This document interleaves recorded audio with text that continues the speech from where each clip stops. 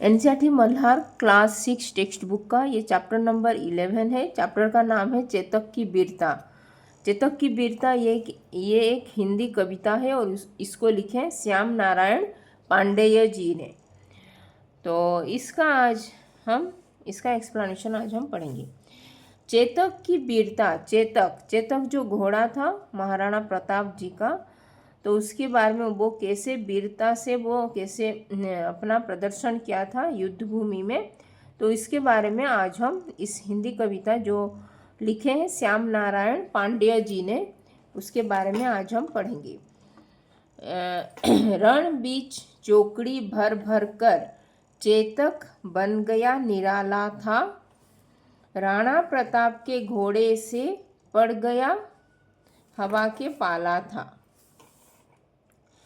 तो रण बीच चौकड़ी भर भर कर चेतक बन गया निराला था, राणा प्रताप, ये राणा प्रताप जी का जो घोड़ा था उसका नाम था चेतक।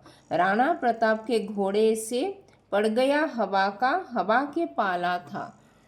तो इस हिंदी कविता जो श्याम नारायण पांडेय जी ने लिखे हैं, इस कविता में कवि ने लिखा है कि राणा प्रताप और उनके जो घोड़ा था जो चेतक, उनके पास जो घोड़ा था उसका नाम था चेतक, तो उसकी जो वीरता और उसका वीरता के बारे में यहाँ पे वर्णन किए हैं श्याम नारायण पांडेय जी ने इस कविता के इस पंक्ति में।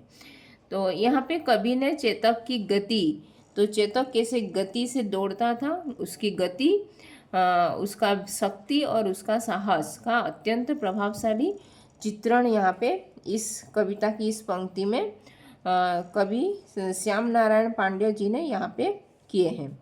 रण बीच चौकड़ी भर भर कर, तो इस कविता में इस पंक्ति में रण बीच चौकड़ी भर भर कर चेतक बन गया निराला था। तो इस पंक्ति में कवि ने कह रहे हैं कि युद्ध के मैदान में जो युद्ध भूमि चल रहा था, तो युद्ध के मैदान में राणा प्रताप का घोड़ा चेतक जब चौकड़ी यानी कि जो तेज गति से दौड़ता था, चौकड़ी तेज गति से दौड़ने में वो दौड़ रहा था, वो तभी वहाँ किसी उद्विग्नता वहाँ रण भी चौकड़ी भर भर कर वहाँ किसी एक योद्धा की तरह वो लगता था। वो जैसे वो दौड़ता था, वो जैसे लग रहा था कि एक योद्धा उस युद्ध भूमि में वो योद्धा की तरह वो युद्ध कर रहा है, जैसे वो ऐसे लग रहा था चेतक।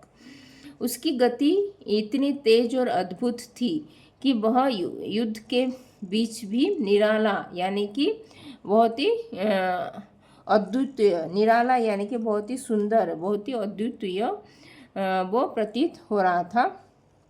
कौन? चेतक।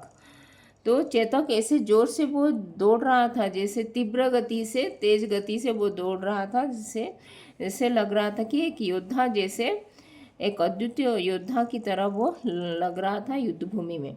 और इसकी गति भी इतना तेज और अद्भुत था कि वो युद्ध के बीच में भी वह एक अद्वितीय प्रतीत हो रहा था। राणा प्रताप के घोड़े से पड़ गया हवा के पाला था।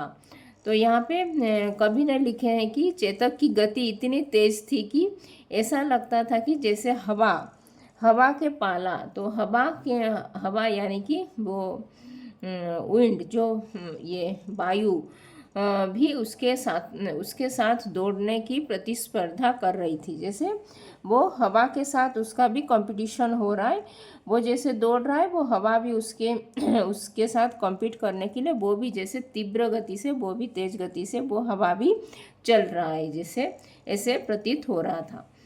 तो ऐसे लग रहा था कि जैसे हवा भी उसके साथ दौड़ने की प्रतिस्पर्धा यानी कि कंपटीशन, यानी कि जो उसके साथ भी वो प्रतिस्पर्धा वो कर रहा था, ये हवा भी उसके साथ, चेतक के साथ हवा भी प्रतिस्पर्धा कर रही थी कि जैसे चेतक जोर से दौड़ रहा था, तीव्र गति से, तेज गति से वो दौड़ रहा था चेतक, तभी ऐसे लग रहा था कि हवा भी उसके साथ प्रतिस्पर्धा कर रही थी। और चेतक की तुलना हवा से यहाँ पे की गई है। जो यह दर्शाता है कि वह घोड़ा कितनी तेज गति से दौड़ रहा था। इसीलिए यहाँ पे चेतक की गति से दौड़ना और हवा के साथ उसका तुलना यहाँ पे किया गया है, जो दर्शा रहा है कि घोड़ा जो चेतक कितनी तेज गति से वो दौड़ रहा था। तो इस पंक्ति में चेतक की वीरता और वीरता का बखान किया गया है। यहाँ पे उसका बखान के बारे में यहाँ पे दर्शाया गया है, जो युद्ध के मैदान में राणा प्रताप का सहारा और राणा प्रताप जी का सहारा बना था, और उनके लिए वो साथी एक अभिन्न साथी, एक साथी जैसे वो उनके साथ खड़ा था युद्ध भूमि में। चेतक की जो स्वामी भक्ति, चेतक अपने जो स्वामी के प्रति उसका भक्ति था, राणा प्रताप के प्रति उसका भक्ति जो था, और युद्ध में उसकी अद्वितीय गति की प्रशंसा इस पंक्ति में की गई है, और जो उसे और बाकी औरों से भी वो उसको अलग और विशेष बनाती है। तो ये था चेतक की वीरता कविता का एक पंक्ति का एक भावार्थ। इस पंक्ति का भावार्थ, रण बीच चौकड़ी भर भर कर चेतक बन गया निराला था, राणा प्रताप के घोड़े से पड़ गया हवा के पाला था। तो धन्यवाद, थैंक यू।